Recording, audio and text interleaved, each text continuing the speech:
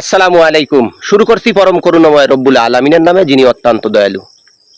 আমার প্রাণ প্রিয় দেশবাসী, ভাই ও বোনেরা, আমরা পড়ে আছি ভারত পাকিস্তান যুদ্ধ নিয়ে। আমরা বড় উদ্বিগ্ন।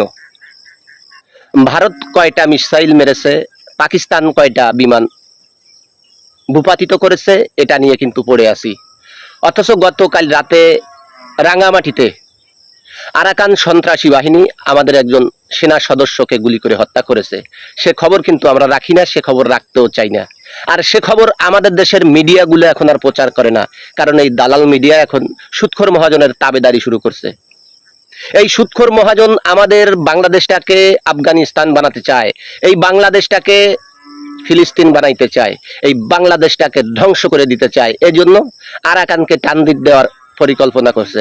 এখনই যদি আমরা এর বিরুদ্ধে তীব্র আন্দোলন গড়ে না তুলি, তাহলে কিন্তু আমাদের দেশের সার্বভৌমত্ব নষ্ট হয়ে যাবে। আপনারা জানেন ৭১-এর প্রজয়িত রাজাকারের দল এই সুদখোর মহাজনকে সাপোর্ট দিচ্ছে, সহযোগিতা করতেছে। এই ৭১-এর সময় পাকিস্তানকে সহযোগিতা করে যখন বাংলাদেশটাকে পাকিস্তানের সাথে রাখতে পারে নাই, বাংলাদেশ একটা স্বাধীন দেশ হয়েছে, তখন থেকে এদের গায়ে জ্বালা ধরে আছে। এরা তার প্রতিশোধ এবং বদলা নেওয়ার জন্য মরিয়া হয়ে উঠেছে। তাই আসুন আমরা সবাই দেশপ্রেমিক ভাই ও বোনেরা এই সুদখোর মহাজনের বিরুদ্ধে দুর্বার প্রতিরোধ আন্দোলন গড়ে তুলি। আর আমি যে কথাগুলো বলতেছি, আমি তো আসলে মূর্খ মানুষ, কথাগুলো সাজাই গুছাই বলতে পারি না। বলি শুধু দেশকে ভালোবাসি, দেশের মানুষকে ভালোবাসি, এই জন্য যতটুকু পারি আমি বলি।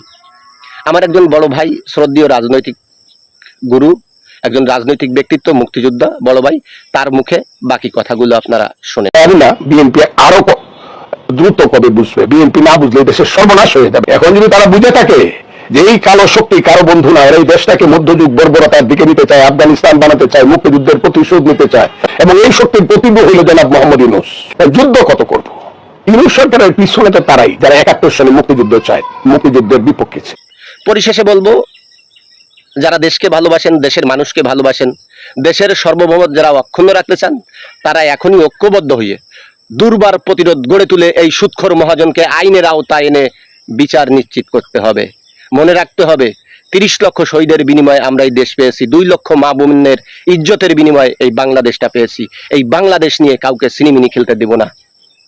জয় বাংলা।